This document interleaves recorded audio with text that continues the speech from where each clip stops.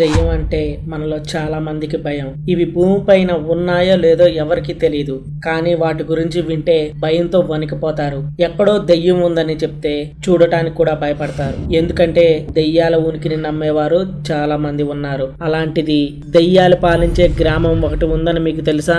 ఇక్కడికి వెళ్ళాలంటేనే ప్రజలు భయపడుతున్నారు.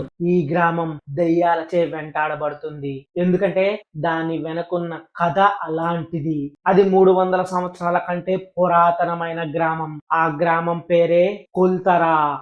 ఈ ప్రదేశం హంటెడ్ విలేజ్ గా ప్రసిద్ధి చెందింది. ఇంతకీ ఇది ఎక్కడ ఉంది?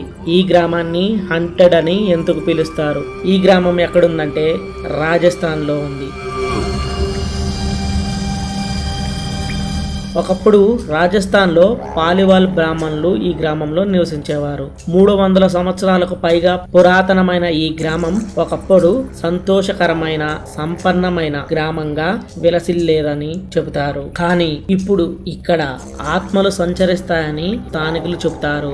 దెయ్యాల భయంతో గ్రామం రాత్రికి రాత్రే కనుమరుగైందని, ఈ గ్రామం గత 170 ఏళ్లుగా నిర్మానుష్యమైపోయింది. రాత్రికి రాత్రే నిర్మానుష్యంగా మారిన ఈ గ్రామం దశాబ్దాల తరబడి నిర్మానుషంగా మారటానికి గల రహస్యం ఏంటో నేటికి అర్థం చేసుకోలేకపోయారు. కానీ ఈ కులాధార గ్రామాన్ని ప్రజలు విడిచిపెడటానికి సంబంధించి ఒక వింత కథ ప్రచారంలో ఉంది. ఆ గ్రామంలోని జనమంతా రాత్రికి రాత్రే మాయమైపోయారు. ఎక్కడికి వెళ్లారో ఎవ్వరికి అంతు చిక్కలేదు. ఇంతకీ వాళ్ళు ఎక్కడికి వెళ్ళుంటారు?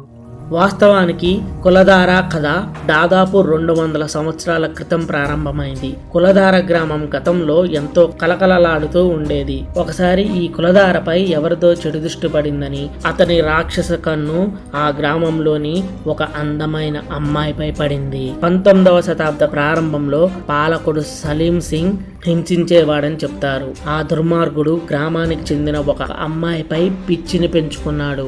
అతను ఆమెను ఎలాగైనా పొందాలనుకున్నాడు. ఇందుకోసం బ్రాహ్మణులపై ఒత్తిడి తేవటం ప్రారంభించాడు. అధికార మత్తుతో ఉన్న సలీం సింగ్ వచ్చే పౌర్ణమిలోగా ఆ అమ్మాయి తనకు దక్కకపోతే చిత్రహింసలకు గురి చేస్తానని గ్రామస్తులను హెచ్చరించాడు.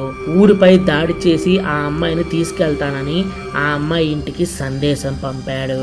సలీం సింగ్ వేధింపులతో విసిగిపోయిన 85 పరివాల బ్రాహ్మణ కుటుంబాలు గ్రామంలో ఒక్కటయ్యాయి. తమ గ్రామ పెద్ద కుమార్తెను ఆ దుర్మార్గుడికి అప్పగించేందుకు నిరాకరించారు. కానీ అతని నుండి తాము రక్షించుకోవటానికి గ్రామంలోని పెద్ద కుటుంబంతో పాటు గ్రామ ప్రజలంతా రాత్రికి రాత్రే ఊరు విడిచి వెళ్లిపోయారు. రాత్రికి రాత్రే గ్రామస్తులంతా ఎక్కడికి వెళ్లారు, ఎలా వెళ్లారో ఎవరికీ తెలియదు. ఆ ఊర్లో ఒక అమ్మాయి మీద మనసు పడ్డ సలీం సింగ్ కి శిక్ష ఏమి పడింది?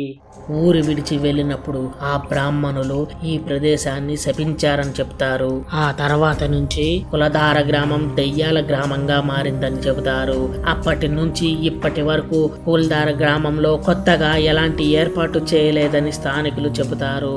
మారుతున్న కాలానికి అనుగుణంగా ఇక్కడ చుట్టుపక్కల 82 గ్రామాలు పునర్నిర్మించబడ్డాయి. కానీ కులధార, కాబా అనే 2 గ్రామాలు మాత్రం ఎన్ని ప్రయత్నాలు చేసినా నేటికి జనావాసాలు లేరు. ఈ గ్రామాలు ఇప్పుడు భారత పురావస్తు శాఖ రక్షణలో ఉన్నాయి. ప్రతిరోజు పగటిపూట పర్యాటకులకు సందర్శన కోసం తెరుస్తారు.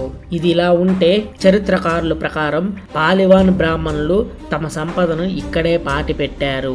అందులో భారీ మొత్తంలో బంగారం, వెండి, వజ్రాలు, ఆభరణాలు భూగర్భంలో ఉన్నాయని చెబుతారు.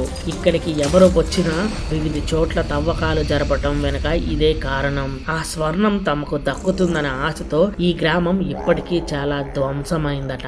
ఈ వీడియో గనక మీకు నచ్చినట్లయితే ప్లీజ్ ఒక లైక్ చేయండి. ఛానల్ కి కొత్తగా వస్తే సబ్స్క్రైబ్ చేయండి.